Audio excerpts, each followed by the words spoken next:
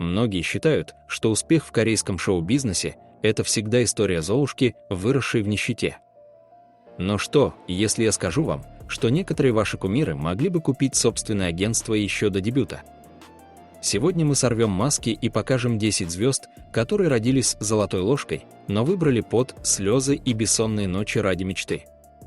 Кто из новичков нашего списка был реальным генеральным директором завода до того, как стать актером?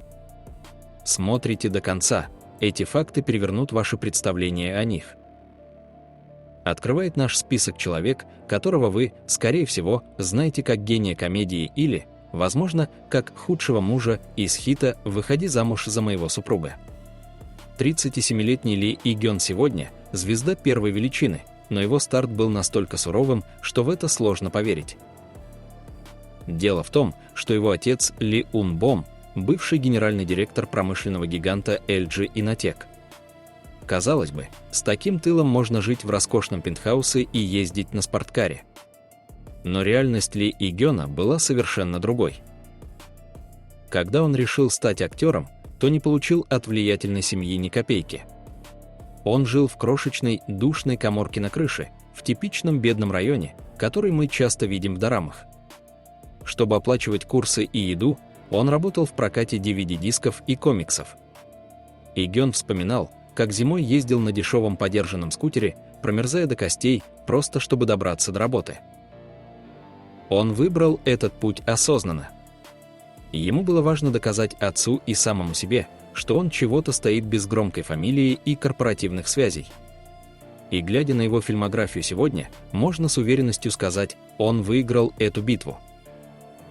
На второй строчке – женщина, которую в Южной Корее официально называют национальной богиней.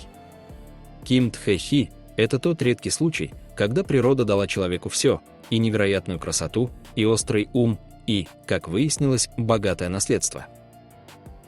Ее отец Ким Ю-мун – председатель правления крупной транспортной компании Хинкук Айнрон Транспортатион, чей годовой оборот исчисляется десятками миллиардов вон. Но вот парадокс. В студенческие годы Ким Тхэ-хи никто не считал золотой молодежью. Она поступила в самый престижный вуз страны – Сеульский национальный университет, куда невозможно попасть по блату, только благодаря высочайшим баллам.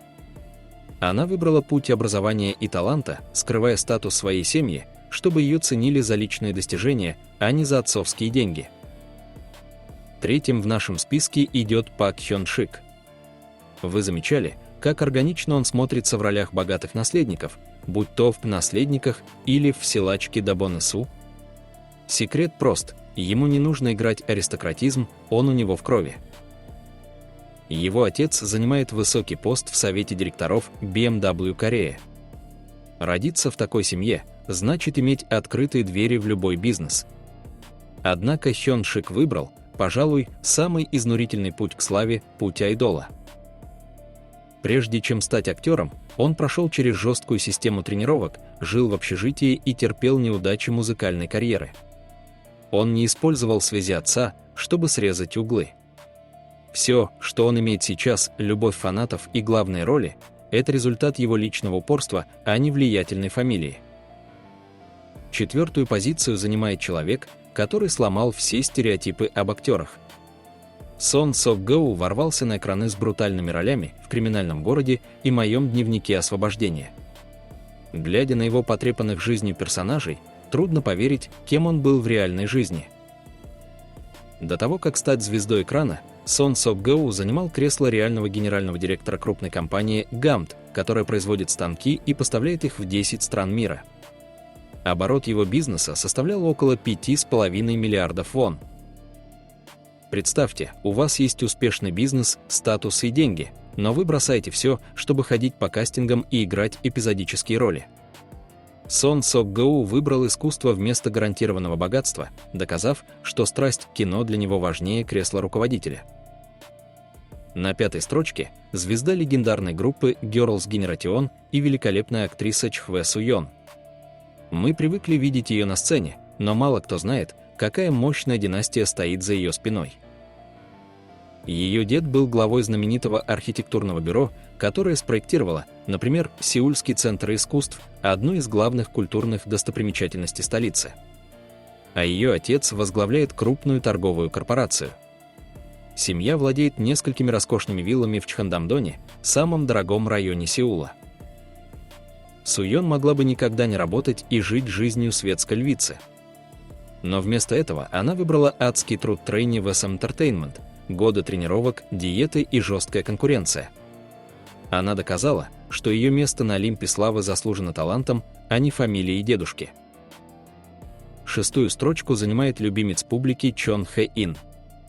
Когда мы смотрим на его мягкую улыбку в дораме «Сын маминой подруги», мы даже не подозреваем, насколько глубоки его корни. Его происхождение по-настоящему аристократическое. Он прямой потомок Чон Як Йона, величайшего философа и мыслителя эпохи Чосон, человека, который писал историю Кореи. Но это еще не все. Родители Хэ Ина – успешные врачи, владеющие собственной процветающей клиникой. Казалось бы, путь в медицину был ему предначертан. Но Чон Хэ Ин пошел наперекор семейным традициям. Он дебютировал довольно поздно по меркам индустрии и долгое время довольствовался крошечными ролями. Ему пришлось пройти долгий путь, чтобы доказать родителям и миру, он здесь не из-за громкого имени предков, а благодаря своему таланту.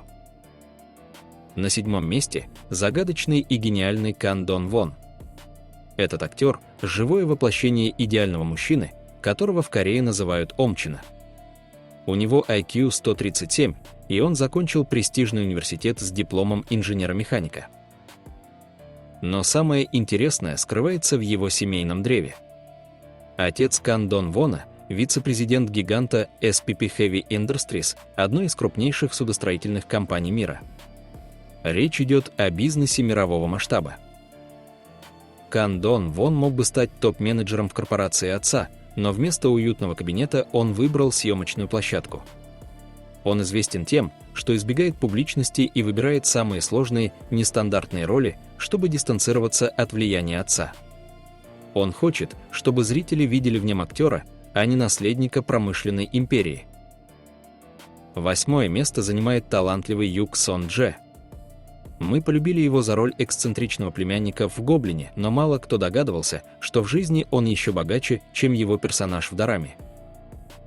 Его отец – генеральный директор крупной IT-компании, которая занимается производством полупроводников и имеет годовой оборот более 10 миллиардов вон. А его бабушка владеет масштабным рыболовным хозяйством. Сон Дже – настоящий наследник бизнес-империи, но он выбрал путь айдола и актера. Он не побоялся выглядеть смешным в развлекательных шоу и работать на износ в концертных турах. Он доказал, что его харизма стоит дороже любых отцовских миллионов.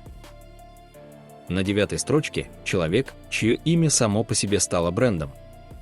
Хён Бин. Звезда аварийной посадки любви и таинственного сада. Он один из самых высокооплачиваемых актеров Кореи, но его стартовая площадка была более чем солидной. Его семья управляет компанией HB Family Holdings, которая занимается инвестициями в недвижимость и строительством. Они владеют зданиями в самых престижных районах Сеула. Однако путь Хён Бина не был устлан розами. Его родители были категорически против актерской карьеры, мечтая видеть сына юристом или госслужащим. Хён Бину пришлось проявить железный характер, чтобы пойти наперекор воле влиятельной семьи. Он построил свою собственную империю с нуля, доказав родным, что искусство может быть не менее престижным, чем бизнес. И, наконец, 1-е место.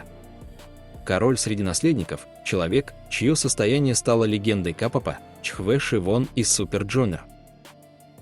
Среди фанатов ходит шутка: если бы Шивон захотел, он мог бы просто купить телеканал, на котором выступает. И это недалеко от истины. Его отец в прошлом возглавлял гигантскую фармацевтическую корпорацию Барюнг Мидернс, а мать владеет известными брендами нижнего белья, экспортируемыми по всему миру. Шивон родился с золотой ложкой, инкрустированной бриллиантами. Но удивительно то, что в индустрии его знают как самого скромного и трудолюбивого человека. Вместо того, чтобы сорить деньгами, он стал послом ЮНИСЕФ и тратит огромные средства на помощь детям по всему миру. Он – живое доказательство того, что истинное богатство измеряется не деньгами, а величиной сердца. Вот такая десятка звезд, которые могли бы никогда не работать, но выбрали трудный путь к вашей любви. Кто из них удивил вас больше всего, чья история заставила вас уважать актера еще сильнее? Обязательно напишите в комментариях, нам очень интересно ваше мнение. Ставьте лайк, если вам понравился этот ролик, и подписывайтесь на канал. Впереди еще много тайн корейского шоу-бизнеса. До встречи!